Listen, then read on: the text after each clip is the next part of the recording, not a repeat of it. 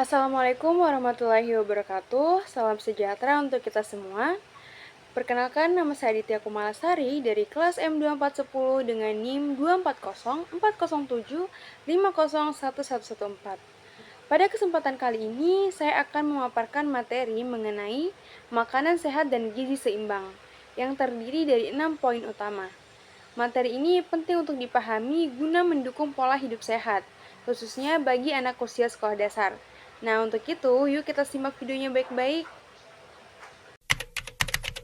Makanan merupakan segala sesuatu yang dapat dikonsumsi dan dicerna oleh tubuh untuk menghasilkan energi dan mempertahankan fungsi fisiologis.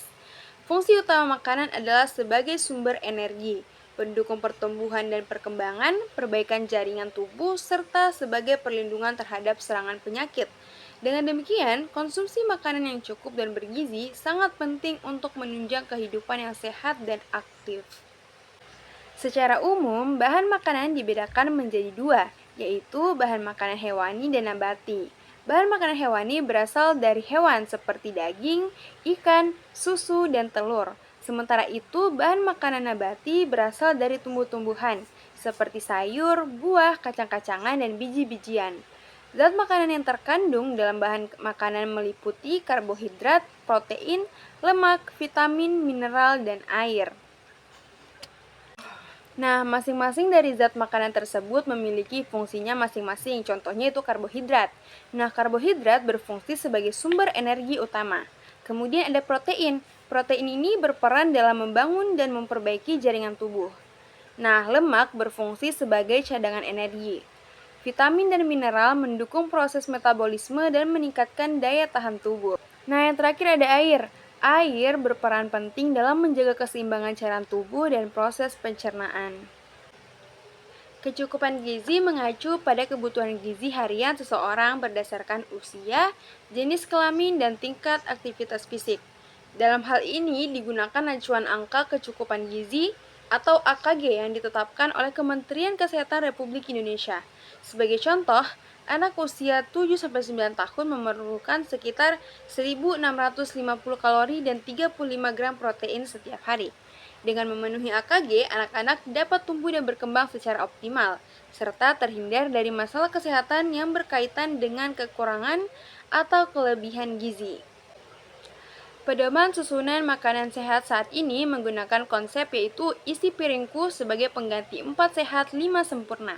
Konsep ini menggambarkan pembagian piring makan yang ideal, yaitu 1/2 bagian terdiri dari sayur dan buah, 1/4 bagian lauk pauk, 1/4 bagian makanan pokok. Selain itu, prinsip gizi seimbang mencakup 4 pilar, yaitu yang pertama, mengonsumsi makanan beragam, membiasakan perilaku hidup bersih, melakukan aktivitas fisik secara teratur, memantau berat badan secara berkala. Pedoman ini bertujuan agar masyarakat, khususnya anak-anak, dapat menerapkan pola makan sehat dan terhindar dari risiko penyakit tidak menular. Teman-teman, beberapa penyakit bisa ditimbulkan oleh makanan atau berhubungan dengan makanan. Kekurangan atau kelebihan zat gizi tertentu dapat menyebabkan berbagai gangguan kesehatan. Beberapa contoh penyakit akibat kekurangan gizi antara lain yaitu marasmus, yaitu kondisi kekurangan kalori dan protein yang menyebabkan tubuh menjadi sangat kurus. Yang kedua ada kwashiorkor, yaitu kekurangan protein yang menyebabkan perut buncit dan pembengkakan tubuh. Nah, adapun penyakit lain yaitu anemia, yaitu kekurangan zat besi yang ditandai dengan gejala lemas, pucat, dan mudah lelah. Pencegahan penyakit-penyakit tersebut dapat dilakukan dengan menerapkan pola makan bergizi seimbang dan menjaga kebersihan makanan. Zat aditif makanan adalah bahan tambahan yang ditambahkan ke dalam makanan untuk tujuan tertentu, seperti memperpanjang masa simpan, meningkatkan rasa, warna, atau aroma. Zat aditif ini dibedakan menjadi dua jenis, yaitu zat aditif alami dan zat aditif sintetis. Zat aditif alami yaitu seperti daun pandan yang berfungsi sebagai pewangi atau kunyit sebagai pewarna alami. Nah, kalau zat aditif sintetis yaitu seperti pewarna buatan, pengawet kimia, pemanis buatan, dan penyedap rasa, contohnya MSG. Meskipun penggunaannya diperbolehkan dalam batas tertentu, Konsumsi zat aditif secara berlebihan dapat berdampak negatif terhadap kesehatan, seperti alergi, gangguan pencernaan, dan bahkan kerusakan organ dalam jangka panjang. Dengan memahami jenis makanan, kebutuhan gizi, serta zat-zat tambahan yang terkandung di dalam makanan, kita dapat lebih bijak dalam memilih dan mengonsumsi makanan sehari-hari. Mari kita biasakan pola makan sehat sejak dini demi masa depan yang lebih baik. Sekian pemaparan dari saya, semoga bermanfaat. Wassalamualaikum warahmatullahi wabarakatuh.